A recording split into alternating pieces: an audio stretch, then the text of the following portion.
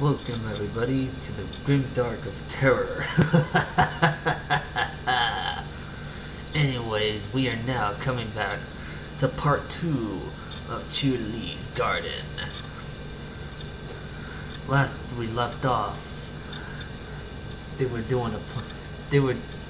Cheerilee's class was doing a play, and I believe Scootaloo died, but that was only in the play, so maybe she'll die in this one, but I don't know, I never read it. Anyways, here it is, part 2 of Cheerilee's garden. And that's how Equestria was made, Cheerilee concluded as her little history lesson. She turned away from the blackboard to face the class, and was at once struck by how eerily familiar the scene still felt. Ever since the board had decided to change up the groups and put her in charge of the fillies and foals who needed some extra attention, things had been taking a turn for the worst. She was used to seeing students off at the end of the year and welcoming new ones back in the beginning of the next, of course. But despite that, getting a new group assigned to her out of the blue just didn't quite feel right. Especially not this group. Cheerilee thought as she gritted her teeth in pure frustration. It became at once clear that no filly or foal in the room had actually been listening to a word she had said, as per usual. Instead, Sweetie Belle and Scootaloo were having a hushed conversation while Silver Spoon and Diamond Tiara seemed to be more inclined to admiring each other's jewelry instead of concentrating on their lesson at hand. In the back row, Snips and Snails are laughing at something that could only ever be amusing to the likes of them. A smile suddenly crept onto Cheerilee's face as she noticed that was, in fact, one single filly who seemed to be paying attention. Oh, Apple Bloom, would you mind explaining the importance of the day-night cycle to your less attentive classmates? Cheerilee asked as cheerfully as she could manage.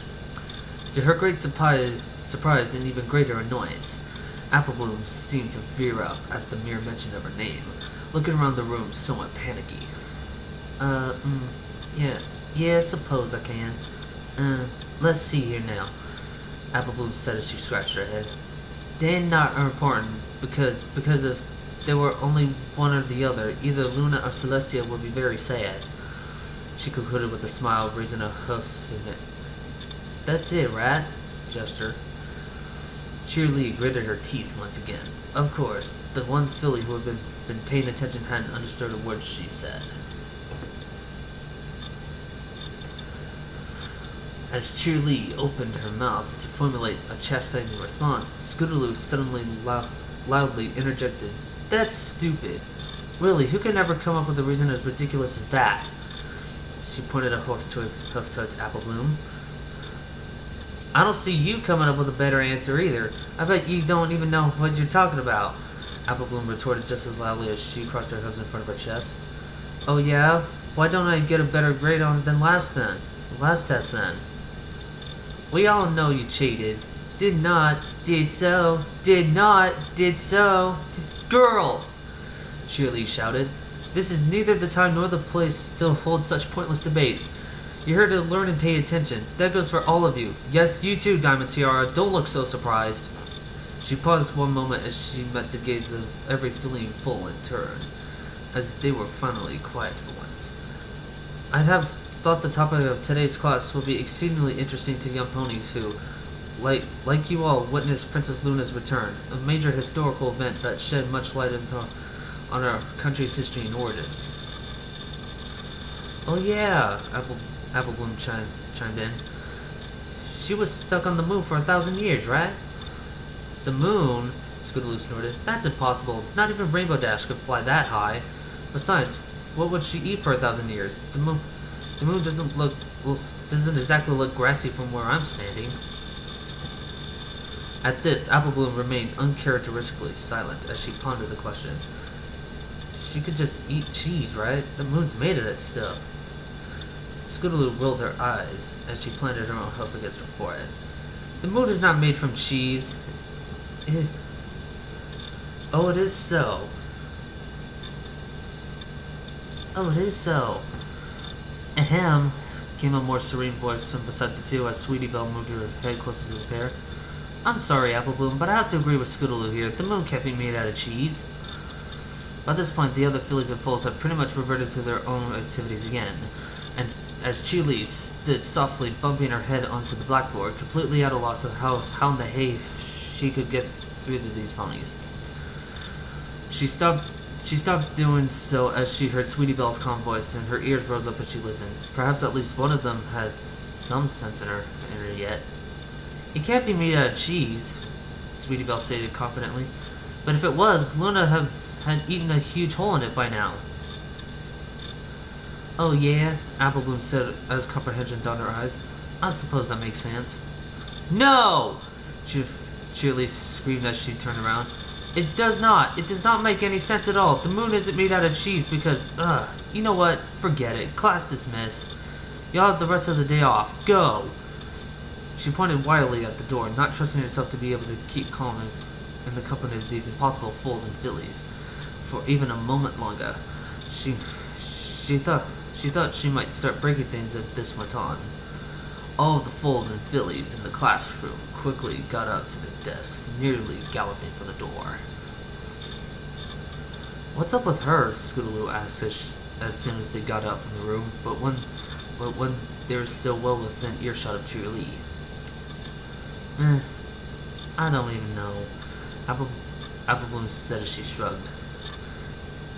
They suddenly heard the telltale sound of shattering glass coming from the classroom behind them. They both looked back over their shoulder, looked at each other, shrugged, and continued on their way. Cheerilee paced up and down the length and width of her living room relentlessly. Pieces of splintered wood covered the floor, starting out where her table had been and trailing all the way into the kitchen, where you could just make out the rough outline of what was once one of the table's legs. Shards of porcelain and hardened clay were sprinkled around, and the place just generally looked like a hurricane had swept through it, or two. Cheerilee stopped pacing around for a moment, but only so she can aim a few well-placed kicks at the remaining pieces of furniture in the room. Why? Why can't I get these ponies to behave? She screeched in frustration. And this, in fact, lay at the very center of the issue. Ever since she had earned her cutie mark, she had been able to bring out the best in ponies and watch them blossom, watch them grow. Yet here were a bunch of foals and fillies she'd been working on for over 6 months, and they hadn't learned anything, not a single thing. It ate at her confidence and kept her up at night. She lay twisting and turning as she wondered if she was losing her edge, if she had lost her gift. She had spent countless hours at the library Twilight Sparkle tended to, under the guise of looking for reading material that might interest her students. When Twilight had noted she'd been looking mostly at books covering the subject of cutie marks, Cheerilee had told her she was interested in alleviating the concerns 3 of her pupils had, the self-proclaimed cutie mark crusaders. But that wasn't true. The real reason was the one question constantly on Cheerilee's mind. Can a cutie mark be mistaken? It is possible that I never was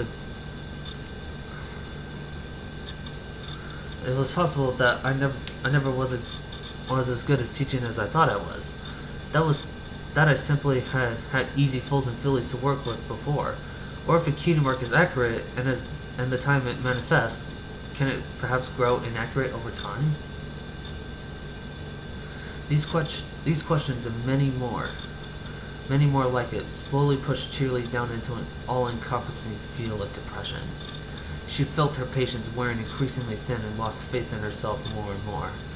It became hard to get up in the morning, and harder still to bring herself to return to the classroom where she knew that they would be waiting to turn another day into a living hell. For the last few nights, she had been laying awake in bed, staring up at the ceiling, wondering what it would be like to just let it all go. At times like that, she would sometimes tilt her head and look at the glimmering steel of the knife she had put on her nightstand, just in case she ever found a brief moment of courage she needed to. Cheerilee walked over to the huge standing mirror in the corner of the living room, which, surprisingly enough, remained intact.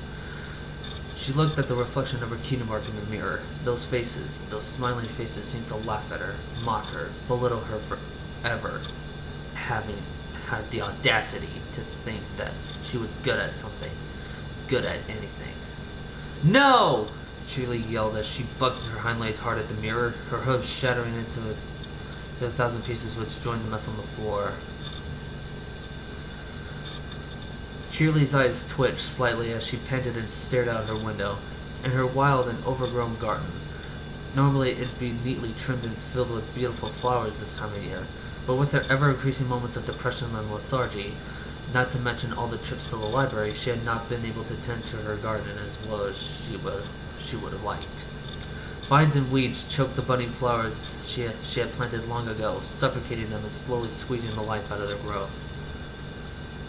She started first at the garden and then at her cutie mark, and then at the garden once more. And suddenly it all became clear to her. It all makes sense. It was not that she wasn't a good teacher. Oh no, she had a gift, a great gift. She had always had it, and she hadn't lost it. She would never lose it. But her garden, her class, was overgrown by vines and weeds. Weeds that had been purged from it, if flowers were ever to bloom again.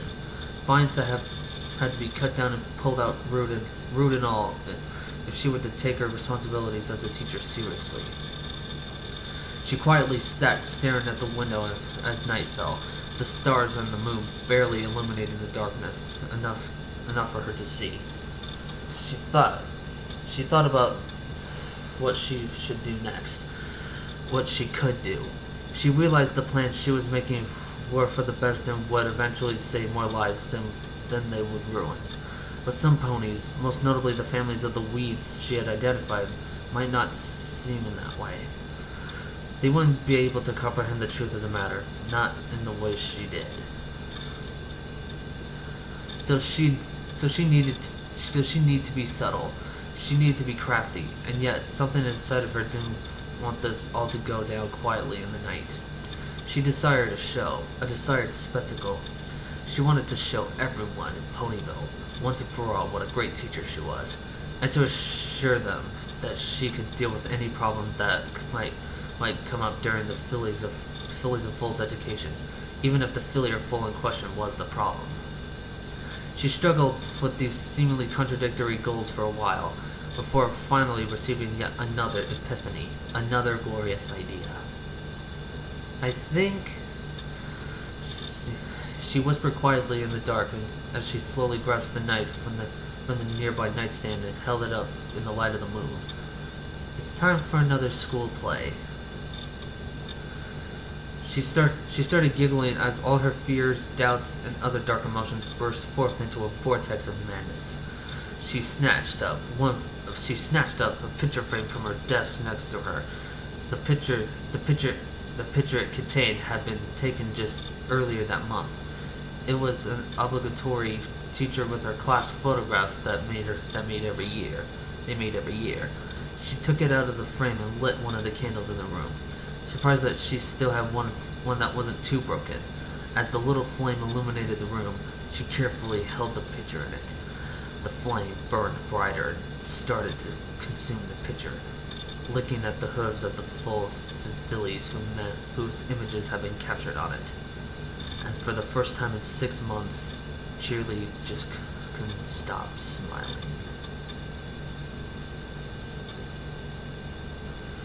Scootaloo took a few steps backwards into the darkness and acted surprised, preparing for the trapdoor to open underneath her. She dropped down with great agility as the floor disappeared and landed in a sort of metal cage a few feet lower. A cloud of dust was blown out the mine entrance above her as a metal press came down to fill the mine and cover the entrance. Scootaloo knew that for the audience it wouldn't look like metal at all, as they had decorated the outside of what appeared to be stones and rocks to them. Ow! She grimaced as she landed, the bars on the bottom of the cage biting into her hooves. She looked down and frowned. There used to be a large piece of wood covering the bottom of the metal cages, but it was nowhere to be found. There was a great round plastic tub underneath the cage, which Scootaloo couldn't remember seeing before either. Then again, she mused, the wooden plate would have naturally kept it out of sight. She quickly took a few key strings in her outfit with her teeth, undoing the knots one by one. Since these knots kept the entire outfit together, it wasn't long before she could simply shake it off. It looked very cool, but it sure was uncomfortable to move around in. She decided to just leave the outfit there for now. After all, she wasn't able to go back into the dressing room until the show was over, and she sure wasn't dragging it around with her. She reached out to the cage door and attempted to push it open, but to her great surprise, it wouldn't budge. She pushed against it for a while and then threw her shoulder into it, which she instantly regretted, but still it would not open. Turning around, she bucked her hind legs at the door in an attempt to force open the lock, but she may as well not have bothered. All she ended up doing was sending more banging noises echoing throughout the area. Dumb door. If I found out who locked this thing, I'm going to... She hissed in frustration when Cheerilee suddenly emerged from the darkness, Scootaloo's head about level with hers for once. Cheerilee simply smiled at the filly as she approached the cage, not saying a single word. Miss Cheerilee, I wasn't going to say anything bad, honest. Just that I'm going to be very upset when the pony locked that door, that's all, she said sheepishly. At least Cheerilee would probably be able to get her out of there. She started to feel somewhat uncomfortable as Cheerilee just stood there unmoving, her features still obscured by the darkness that reigned supreme under the stage. Oh, I get it. It was a joke. That's great, Miss Cheerilee. You obviously haven't lost your touch for pranks yet. Now, can you please let me out? The young filly asked pleadingly, not sure what to make of the mare's strange behavior. Cheerilee nodded enthusiastically as she stepped forward and a wide, toothy grin split her face. Something about the look in her teacher's eyes shocked Scootaloo deeply. It felt as if she saw nothing but hatred and contempt in those big green globes. Cheerilee reached out for a lever on the wall and pulled it down slightly, and suddenly the mass of metal above Scootaloo's head started to inch its way down towards her at a steady pace. The little filly suddenly didn't feel comfortable in the cage anymore, and she let out a squeal of terror. Wait, what's going on? Please stop. This isn't funny anymore, Miss Cheerilee. I want to get out. Let me out. Cheerilee brought her face close to the cage to stare at Scootaloo, relishing in the terror she was inflicting upon one of the little monsters that tormented her for so long. I thought you wanted to get out of the cage. This'll get you out, you little weed. Just watch. Scootaloo's brave facade finally broke as tears started streaming down her face. No, you can't do this. Every pony will know. They will find out. Applebloom and Sweetiebelle will come look for me. And ha! Cheerilee interrupted the frantic filly as she burst into genuine laughter. Ha ha ha ha! You fool. These friends of yours are next. And as for the others, you let me worry about that, okay? You have different problems. Cheerilee nodded up in the wall of iron still inching down. There was no less than half the original amount of space left between it and the bottom of the cage. No! The little filly screamed as she lifted her front legs above her head, pushing up against the metal, threatening to crush her against the bottom of the cage. The press protested with some metallic screeching noises and shuddered for a moment, and then almost came to a complete stop. With the machine pushing down on her and her pushing up to a halt in progress, the pressure of the hooves that remained on the bottom bars of the cage was immense. She whimpered as the thin rectangular metal strips slowly started to crack them, but she didn't dare move in fear of being crushed. The machine did not relent, and the cracks grew wider and wider, making her pant with pain as Cheerilee stood and watched. Finally, she let out a scream as her hooves hooves broken, the thin bars got driven up into her flesh. Blood slowly started to boil up around the metal and dripping down into the tub underneath. Scootaloo bit down on her lip as she panted from the immense pain that washed over her as the blunt bars broke her skin, tearing and pulling at her flesh. Please, please stop, please. I'll be good, I swear. She managed to get out between the gasps for air and the cries of pain that otherwise escaped her mouth. 8 months. 8 months! Cheerilee suddenly screeched out in fury, abruptly switching over from laughter to anger in a blink of an eye. That's how much time you had to show a glimmer of intelligence, and you failed. In a fit of rage, Cheerilee pulled down the lever a bit more, and the metal press instantly started to push down even harder, trying to crush Scootaloo even faster. For the good of all the flowers in the world, weeds like you must die. Scootaloo tried to cry out as the metal bars were driven through the fleshy parts of her hooves, the metal angrily coming to a grinding halt against the bones in her legs. But instead of screams, all that came out of her mouth was a disgusting gurgling sound, followed by waves of bile and vomit as the unearthly pain turned her stomach upside down, and nearly made her black out on the spot.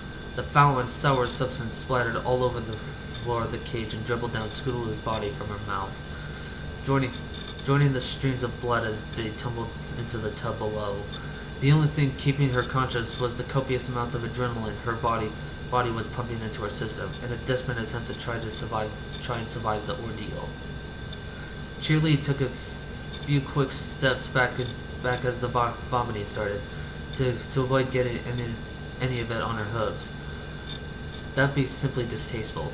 The machine continued pushing Scootaloo down as she already had to bend slightly forward as she began hysterically pushing up with her shoulders and head as well, grinding her hooves into the metal below even more. Her legs shook violently as she knew they would be unable to take the pressure much longer. The bars of the cage floor ground against her bare bones, and they suddenly began to crack. Scootaloo screamed in wordless terror, pain and hysteria once more, her mind filled only with the red-hot feeling of pain emanating not only from her heavily mutilated hooves, but also from the rest of her body. Her throat was raw and coarse from all the screaming and vomiting. Blood dripping out of the corners from her mouth, and her upper legs, shoulder, and neck were all feeling the strain from pushing up against the metal.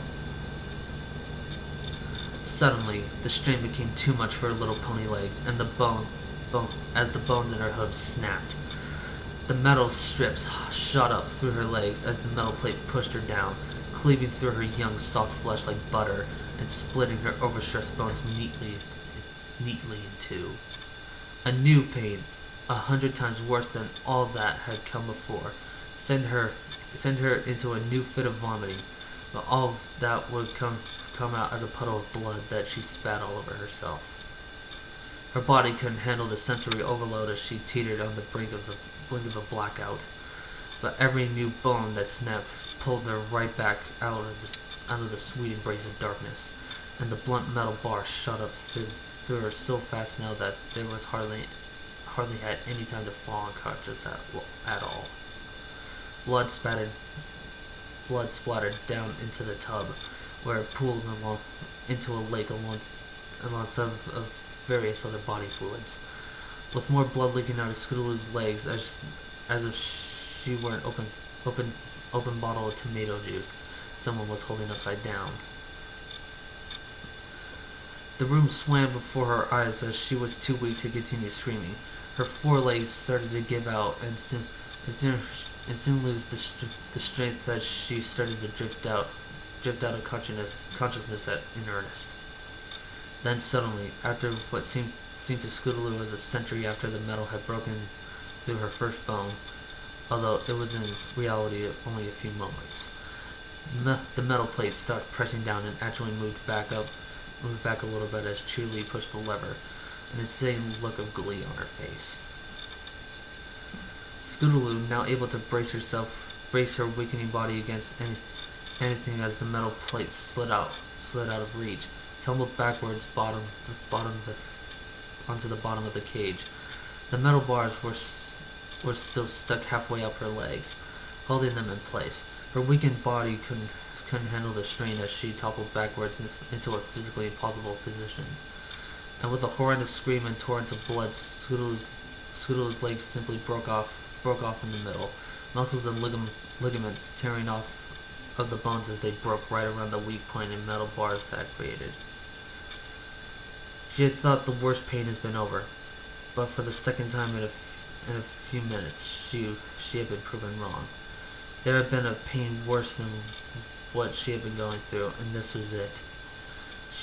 She almost barfed up blood all over herself again when she looked down at the part of her mangled lace that is still attached, as well as the little bloody stumps sticking up above the cage floor. But she simply didn't seem to have any in her anymore.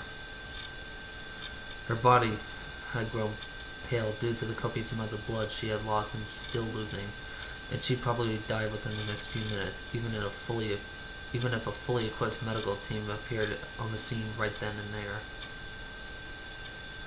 Cheerilee stood up with her left hoof on the lever, panting heavily and shaking with pure excitement, completely unable to keep the ecstasy she felt at her twisted dreams finally coming true out of her voice as she spoke. "Any last words, my little weed?" Scootaloo could hardly hear her, though the ungodly amounts of pain she was in, as death started to wrap her in his cold embrace. Her body had lost so much fluids by now that she couldn't even manage to cry as she thought about what she'd like to say to Rainbow Dash, like being sorry that she'd never grown up to be the flyer Rainbow Dash thought she could be. Instead, all that came out of her mouth was a low gurgling and another pool of blood. "I guess not. Who wants to hear it anyway?" Cheerilee yelled almost hysterically as she pulled the lever completely down. The little filly saw the metal plate storm down at her like a battering ram, her body too weak for a bigger reaction than her feeble attempt to raise her front hooves up to shield her head. With a sickening crash, the machine pounded down into the filly, driving her entire body into the bars below. The crash was so sickening loud that even Cheerilee closed her eyes and turned her head away for a moment. As she brought up a hoof protectively, she could feel warm blood splatter against her face and body, and opened an eye tentatively. The metal press now filled the entire cage, and Scootaloo was nowhere to be found. Blood spatters could be seen in a wide radius around the cage, as blood dripped down from the side of the tub to make puddles on the floor. With her legs shaking in excitement, Cheerilee approached the tub, taking care not to step into any of the puddles. For a moment, she just stared down at the sanguine lake, amazed that there had been so much stuff packed into the tiny filly's body. Various chunks of flesh and bone floated around in a grotesque sea like tiny boats. Cheerilee angled her head to look at the bottom of the cage, and saw little bits and pieces of Scootaloo still trapped between the metal plate and the bars of the cage.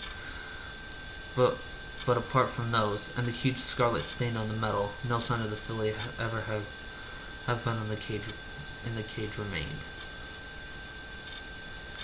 Cheerilee licked her lips while surveying the scene once more, but suddenly stopped as the bitter taste of iron entered her mouth. She had forgotten she got blood all over herself as well, but it tasted surprisingly good.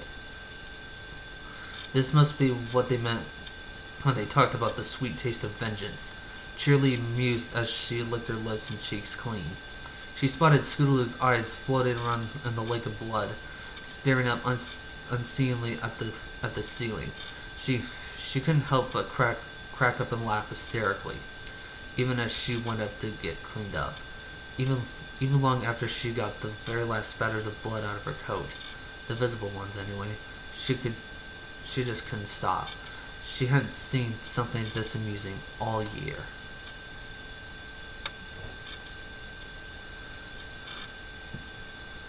Well, everybody, I am afraid that I have to stop, that I'm going to stop right here for now. But don't worry, there'll be more parts of Cheerilee's garden. There'll be more parts of Cheerilee's garden after when this is uploaded. Anyways, this is the Grim Dark of Terror. I hope you had a good time. I know I have.